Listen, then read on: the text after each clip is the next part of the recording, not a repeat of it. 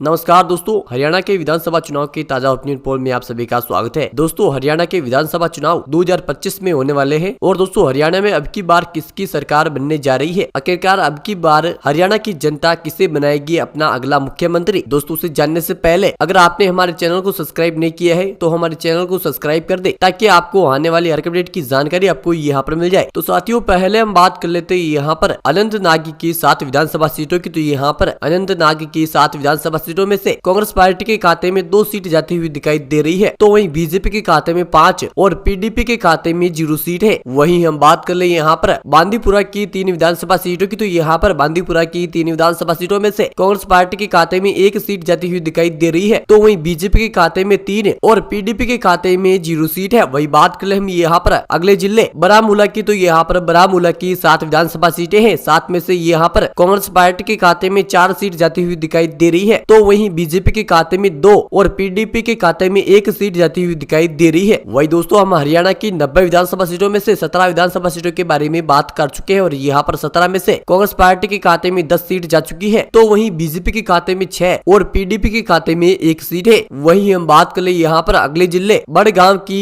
5 विधानसभा सीटों की। तो यहाँ पर बड़गांव की 5 विधानसभा सीटों में से कांग्रेस पार्टी के खाते में 4 सीट जाती हुई दिखाई दे रही है, तो वहीं बीजेपी के खाते में 1 और पीडीपी के खाते में 0 सीट है। वही बात कर ले यहाँ पर अगले जिले डोडा की। तो यहाँ पर डोडा की 3 विधानसभा सीटें हैं, 3 में से यहाँ पर कांग्रेस पार्टी के खाते में 2 सीट जाती हुई दिखाई दे रही है, तो वही बीजेपी के खाते में 1 और पीडीपी के खाते में 0 सीट है। वही बात कर ले यहाँ पर गांधरबल की 2 विधानसभा सीटों की। तो यहाँ पर गांधरबल की 2 विधानसभा सीटों में से कांग्रेस पार्टी और बीजेपी दोनों पार्टियों के खाते में 1-1 सीट जाती हुई दिखाई दे रही है और पीडीपी के खाते में 0 सीट है। वही दोस्तों, हम हरियाणा की कुल 90 विधानसभा सीटों में से 27 सीटों के बारे में बात कर चुके हैं और यहाँ पर 27 सीटों में से कांग्रेस पार्टी के खाते में 17 सीटें जाती हुई दिखाई दे रही है, तो वही बीजेपी के खाते में 9 और पीडीपी के खाते में 1 सीट है। वही बात कर ले हम यहाँ पर अगले जिले जम्मू की। तो यहाँ पर जम्मू की 11 विधानसभा सीटें हैं, 11 में से यहाँ पर कांग्रेस पार्टी के खाते में और बीजेपी के खाते में दोनों पार्टियों के खाते में 4-4 सीट जाती हुई दिखाई दे रही है और यहाँ पर पीडीपी के खाते में 3 सीट जाती हुई दिखाई दे रही है। वही हम बात कर ले यहाँ पर अगले जिले कठुआ की 6 विधानसभा सीटों की। तो यहाँ पर कठुआ की 6 विधानसभा सीटों में से कांग्रेस पार्टी के खाते में 4 सीट जाती हुई दिखाई दे रही है, तो वही बीजेपी के खाते में 2 और पीडीपी के खाते में 0 सीट है। वही हम बात कर ले यहाँ पर अगले जिले किश्तवाड़ा की। तो यहाँ पर किश्तवाड़ा की 3 विधानसभा सीटें हैं, 3 में से यहाँ पर दोस्तों कांग्रेस पार्टी के खाते में 1 सीट जाती हुई दिखाई दे रही है, तो वही बीजेपी के खाते में 2 और पीडीपी के खाते में 0 सीट है। वही बात कर ले यहाँ पर तो दोस्तों हम हरियाणा की 90 विधानसभा सीटों में से 46 सीटों के बारे में बात कर चुके हैं और यहाँ पर 46 में से कांग्रेस पार्टी के खाते में 26 सीटें जाती हुई दिखाई दे रही है, तो वही बीजेपी के खाते में 17 और पीडीपी के खाते में 4 सीट है। और हम बात कर ले यहाँ पर अगले जिले कुलगांव की 3 विधानसभा सीटों की। तो यहाँ पर कुलगांव की 3 विधानसभा सीटों में से कांग्रेस पार्टी के खाते में 1 सीट जाती हुई दिखाई दे रही है, तो वही बीजेपी के खाते में 2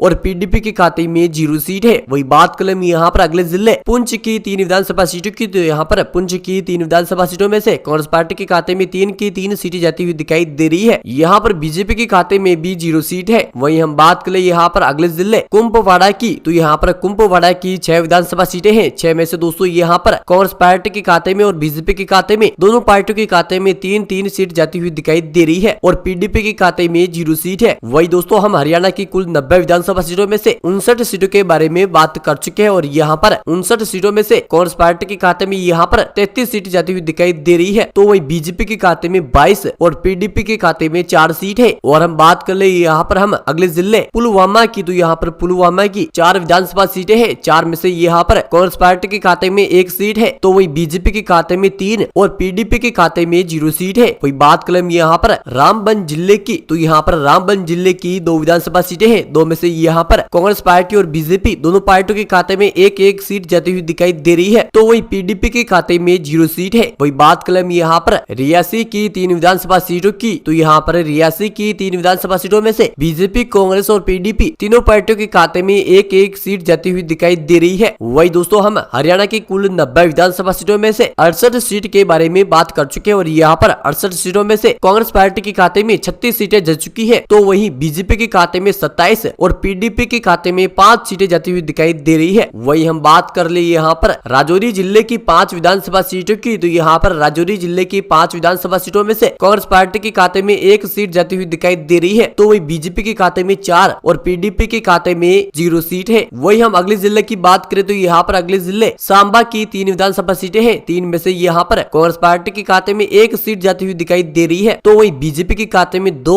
और पीडीपी के खाते में 0 सीट है। वही हम बात कर ले यहाँ पर शोपिया की 2 विधानसभा सीटों की, तो यहाँ पर शोपिया की 2 विधानसभा सीटों में से बीजेपी और कांग्रेस पार्टी दोनों पार्टियों के खाते में 1-1 सीट जाती हुई दिखाई दे रही है और पीडीपी के खाते में 0 सीट है। वही दोस्तों हम हरियाणा की 90 विधानसभा सीटों में से 78 सीटों के बारे में बात कर चुके हैं और यहाँ पर 78 में से कांग्रेस पार्टी के खाते में 39 सीटें जा चुकी है, तो वही बीजेपी के खाते में 34 और पीडीपी के खाते में 5 सीट है। वही हम बात कर ले यहाँ पर अगले जिले श्रीनगर की, तो यहाँ पर श्रीनगर की 8 विधानसभा सीटें हैं दोस्तों। यहाँ पर 8 में से कांग्रेस पार्टी के खाते में 5 सीट जाती हुई दिखाई दे रही है, तो वही बीजेपी के खाते में 1 और पीडीपी के खाते में 2 सीट है। वही हम बात कर ले यहाँ पर अगले जिले उधमपुर की, तो यहाँ पर उधमपुर की 4 विधानसभा सीटें हैं। 4 में से यहाँ पर कांग्रेस पार्टी के खाते में 2 सीट जाती हुई दिखाई दे रही है, तो वही बीजेपी के खाते में 1 और पीडीपी के खाते में 1 सीट जाती हुई दिखाई दे रही है। वही दोस्तों हम हरियाणा की कुल 90 विधानसभा सीटों में से 90 विधानसभा सीटों के बारे में बात कर चुके हैं और यहाँ पर 90 में से कांग्रेस पार्टी के खाते में 46 सीटें जाती हुई दिखाई दे रही है, तो वही बीजेपी के खाते में 36 और पीडीपी के खाते में 8 सीट है। दोस्तों यहाँ पर कांग्रेस पार्टी 10 सीटों के साथ अच्छी खासी जीत हासिल करता हुआ दिखाई दे रहा है। दोस्तों आपके हिसाब से अब की बार हरियाणा में किसकी सरकार बनेगी, आखिरकार कौन बनेगा हरियाणा का अगला सीएम? दोस्तों हमें कमेंट करके जरूर बताएं और अगर आपने हमारे चैनल को सब्सक्राइब नहीं किया है तो हमारे चैनल को सब्सक्राइब करें ताकि आपको आने वाली हर अपडेट की जानकारी आपको यहाँ पर मिल जाए। मिलते हैं अगली बड़ी खबर के साथ, तब तक के लिए जय हिंद जय भारत। आपका दिन बहुत बहुत शुभ हो।